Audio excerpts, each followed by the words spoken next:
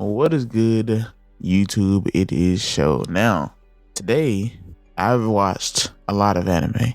I've seen a lot of anime. I've made videos on a lot of anime, but there's one kind of thing I want to get into, right? And that's cartoons. Because to be honest, growing up, I would have never had a love for anime if it wasn't for some fire cartoons. Now, the one I want to talk about today, the first one of its kind on this channel, is Jackie Chan Adventures. Do y'all remember how this man was boxing? Like he was really fighting. Jackie Chan Adventures was one of those series that like anybody that grew up in that early 2000 era, like they gotta remember it. Like even if they don't remember it strong, this was a banger of a show. It was just like a fun martial arts cartoon, but it also kind of lets you know a little bit of a culture. You know what I'm saying? Like introduced like a little bit of mythology and stuff, like and talismans and lore, and it had its own little magic power system or whatever. Like the talismans where they would get their power from. Wait, let me stop right there. Let's talk about what is Jackie Chan Adventures for people that don't know. Now, Jackie Chan Adventures follows archaeologist and martial artist Jackie Chan, his niece Jade, and his very wise and very entertaining uncle. They battle ancient magical forces. They collect these mystical rocks or talismans. Now, and they fight this evil sorcerer named Shendu. It's basically like a dragon demon thing. And a lot of other supernatural evils, and it's got like a lot of mythology, but mixed with martial arts and a good amount of laughs. Now, this show was one of its kind. You know, it introduced a new culture to a lot of people that didn't really know anything about it. And the talismans were like basically 12, I think it was 12 main talismans, and they were based off the Chinese zodiac. And they all had their different powers. We'll get into that later. But what made the show special was that Jackie wasn't invincible. You know, like, you know, he caught a lot of a lot of dubs. He won a lot of fights. He got tired. He struggled a lot. He took a lot of hits. I mean, he was a beast of a fighter. And I really like Jade as a character. She wasn't just comic relief. She actually grew. She actually learned lessons. She became a dope child companion. Shout out to Clementine. And of course, we had Uncle, you know what I'm saying, always hitting Jackie with the broom. But now what made this story great is that it was a mix of real world martial arts, and they were fighting against mystical forces, right? Like monsters, demons, like other ninjas and stuff. Beyond this action and comedy though, it showed you a lot of responsibility, a lot of unity, a lot of cultural respect, at least from my knowledge, right? Like I don't know if everything they said in the show was correct to that specific culture, but at the end of the day, it got me more interested in it, for sure. At the end of the day, I think media is what drives a lot of like the bonding between two cultures, because if anime was never really over here, then a lot of people wouldn't really be interested in Japanese culture. I'm not saying that nobody would be, right? But the media form known as anime is a big reason why a lot of people like to know about Japan culture. Some people want to go to Japan for the anime stuff, and then they learn about the culture and the people, and they want to stay. And it's the same with China. You know, people, you know, see media and stuff that we got over here, right? Now, obviously, you're not finna go over there to China and be Bruce Lee, but it does give you some fascination. And I think this show was a lot of the reason why me growing up, I was interested in that type of culture. This is a good show though. Like in cartoon shows, it's very rare for it to be like sort of a deep villain, right? It's rare because it's a cartoon show. It's meant for kids, it's meant to entertain kids, and that means you don't necessarily need a big, deep backstory.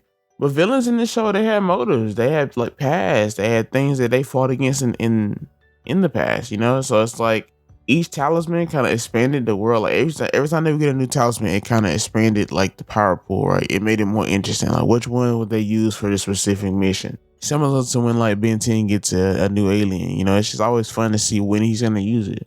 Even today, you go back and look at it, it still holds up pretty well. I mean, it is an older show, obviously, but it's still a very fun watch. It was a nice like blend of Eastern and Western storytelling. Now look, I don't want to be that guy, right? Because this happens a lot. But in an era where remakes and nostalgia kind of dominate entertainment at this point, I wouldn't be mad at the Jackie Chan Adventures reboot.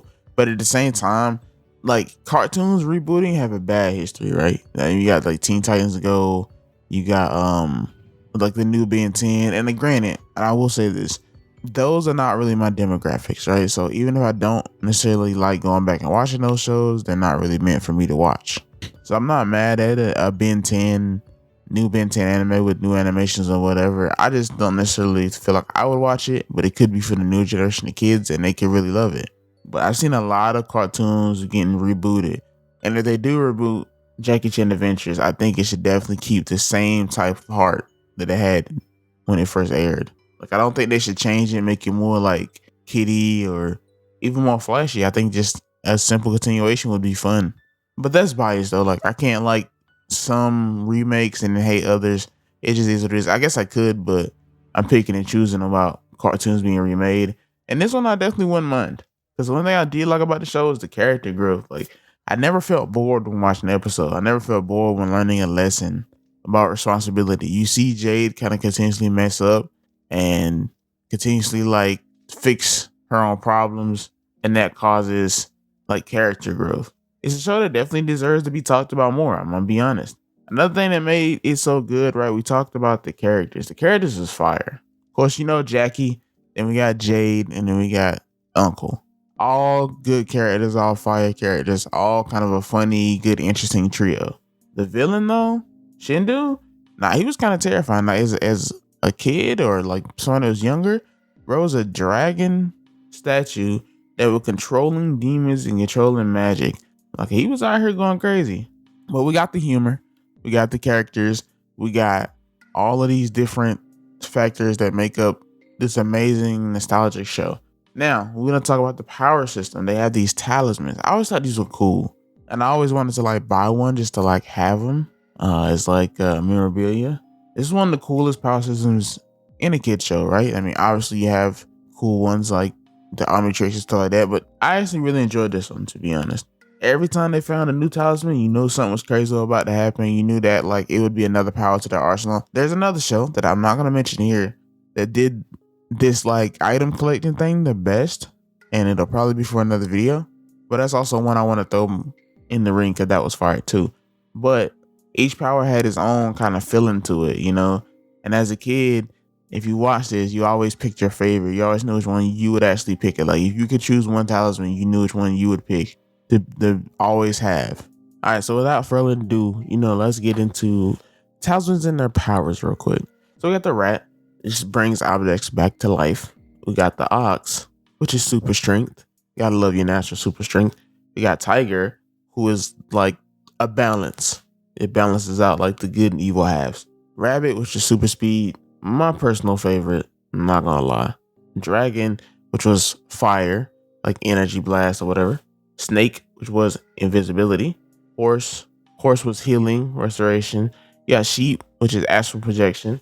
Monkey, which is shape-shifting. Rooster, which is levitation, like kind of flight, telekinesis.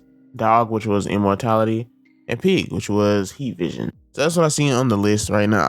Obviously, I remembered a lot of them, but I couldn't remember all of them. But me personally, I was always a rabbit talisman fan. So I will ask, for you people out there that are watching, what talisman best represents you? Which one would you have chosen? Which one did you choose when you were a kid? And to this day, would you go back and watch Jackie Chan Adventures? Because I recently did a cartoon tier list, and that was definitely not up there, which is kind of crazy. We got to do a better one. But that was definitely not up there. With that being said, guys, thanks for watching. Please like, subscribe, and I'll see you guys next video.